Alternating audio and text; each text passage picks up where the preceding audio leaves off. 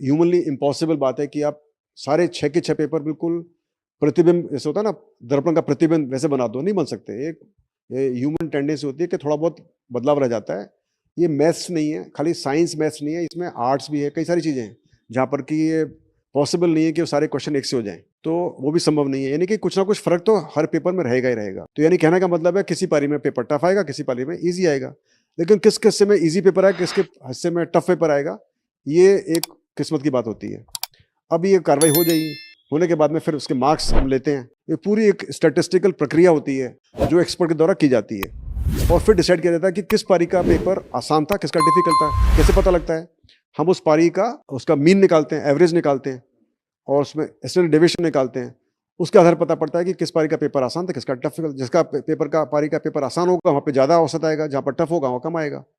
उसके बाद में फिर एक स्टैटिस्टिकल प्रक्रिया है, ये एक फॉर्मूला है जिसका हम भी इस्तेमाल करते हैं, आरपीएससी भी इस्तेमाल करता है, यूपीएससी, जो भी अलग-अलग एजेंसीज़ हैं जो कि वेल नोन एजेंसीज़ हैं कंट्री की, वो करती हैं।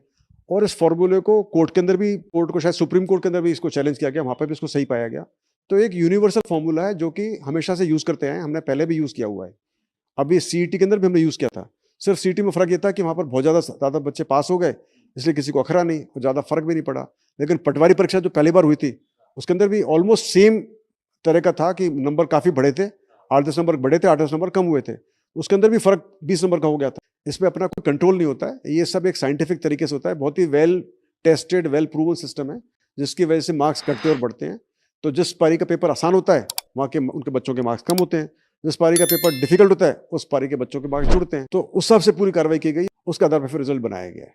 हम देख ही नहीं सकते नुकसान फायदे का, हम तो सिर्फ देखते हैं प्रोसेस क्या होना चाहिए। तो हमने वो प्रोसेस अपनाया है। अब उसके बाद में किसका सिलेक्शन हो रहा है, किसका नहीं हो रहा, हमने चेक भी नहीं किया अभी तक।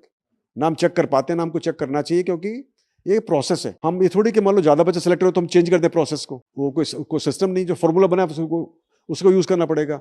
अपनी मर्जी से हम नया फॉर्मूला नहीं बना सकते।